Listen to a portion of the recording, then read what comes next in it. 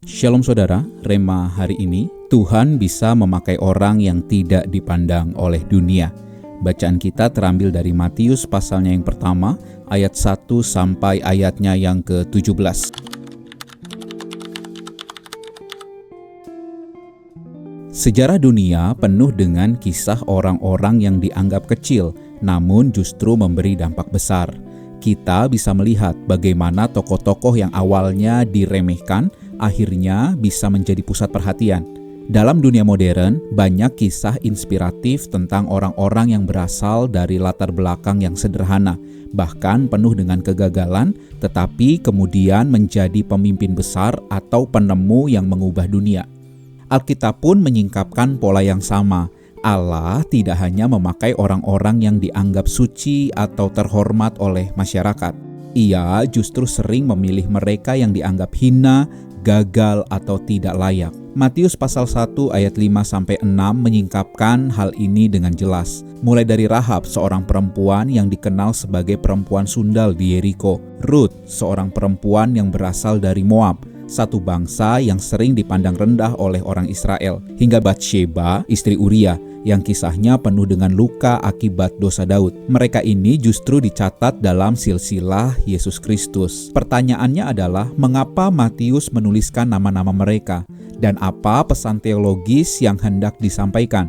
Mari kita telusuri lebih dalam. Ayat utama kita terambil dari Matius pasal 1 ayat 5 sampai ayat yang ke-6. Firman Tuhan berkata demikian. Salmon memperanakan Boas dari Rahab, Boas memperanakan Obed dari Ruth, Obed memperanakan Isai, Isai memperanakan Raja Daud, Daud memperanakan Salomo dari istri Uria.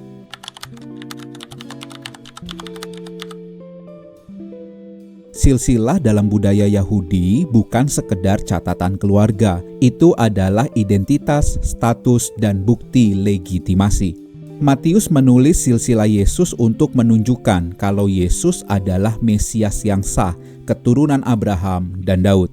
Rahab adalah seorang perempuan Kanaan, bukan orang Israel. Lebih dari itu, ia dikenal sebagai seorang perempuan sundal. Namun, tindakannya menyembunyikan para pengintai Israel di dalam Yosua pasal 2 membuatnya dibenarkan oleh iman. Ibrani 11 ayat 31 bahkan menempatkan Rahab dalam daftar pahlawan iman. Ruth adalah perempuan Moab, bangsa yang sering dipandang rendah oleh orang Israel. Namun kesetiaannya kepada mertuanya yaitu Naomi dan imannya kepada Allah Israel membuatnya menjadi nenek moyang Daud. Istri Uria yaitu Batsheba masuk dalam silsilah melalui kisah yang penuh dosa. Ia terlibat dalam perzinahan dengan Raja Daud. Bahkan Raja Daud merencanakan kematian Uria suaminya untuk menutupi perbuatannya. Namun dari hubungan itu lahirlah Salomo yang kemudian menjadi raja besar Israel. Matius sengaja diilhami Tuhan untuk menuliskan detail ini untuk menunjukkan bahwa rencana Allah tidak terhalang oleh kegagalan manusia.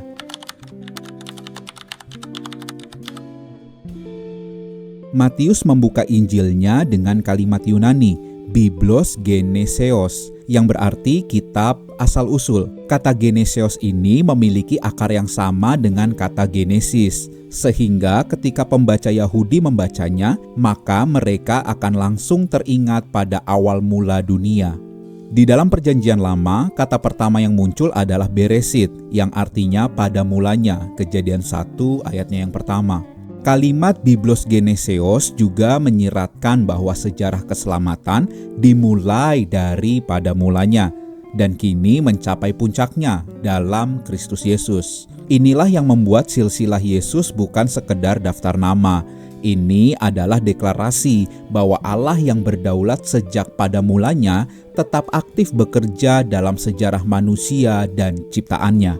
Ia tetap berdaulat. Bahkan ia berdaulat untuk memilih siapa saja orang yang hendak dipakainya, termasuk orang-orang yang dianggap rendah dan hina, seperti Rahab, Ruth, dan Batsheba, istri Uria.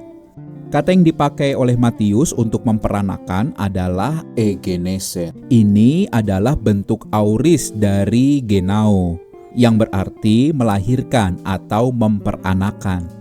Penggunaan kata ini secara berulang-ulang menekankan kesinambungan sejarah. Namun menariknya, ketika pembacaan kita sampai pada kalimat Daud memperanakan Salomo dari istri Uria, Matius tidak menyebut nama Batsheba secara langsung. Ia menekankan identitas Batsheba sebagai istri Uria. Mengapa? Ini adalah cara halus untuk mengingatkan pembaca akan dosa Daud, namun sekaligus menunjukkan bahwa Allah tetap bekerja melalui garis keturunan itu. Nama Rahab dalam bahasa Yunani ditulis sebagai Raab. Nama Rut ditulis sebagai Ruth. Penulisan ini menunjukkan bahwa mereka adalah orang asing, bukan bagian dari Israel. Namun Allah tetap memasukkan nama mereka dalam garis keturunan Mesias. Dengan demikian, Tuhan melalui Matius ingin menegaskan bahwa silsilah Yesus adalah kasih anugerah. Pelajaran bagi kita hari ini sangat jelas. Allah tidak menilai kita berdasarkan masa lalu kita.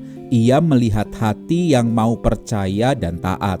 Rahab, Rut, dan Batsheba adalah contoh nyata bahwa anugerah Allah melampaui kegagalan manusia. Kita sering merasa tidak layak. Kita mungkin punya masa lalu yang kelam atau kegagalan yang membuat kita malu. Namun Allah sanggup memakai kita hari ini. Jangan pernah menilai orang lain hanya dari masa lalunya. Beri kesempatan bagi orang yang ingin bertobat dan berubah. Jadilah komunitas yang meneguhkan, bukan menghakimi. Mari kita membuka hati dan hidup di dalam anugerah Allah. Mari kita percaya bahwa setiap orang, termasuk kita, dapat dipakai Tuhan untuk rencana besarnya.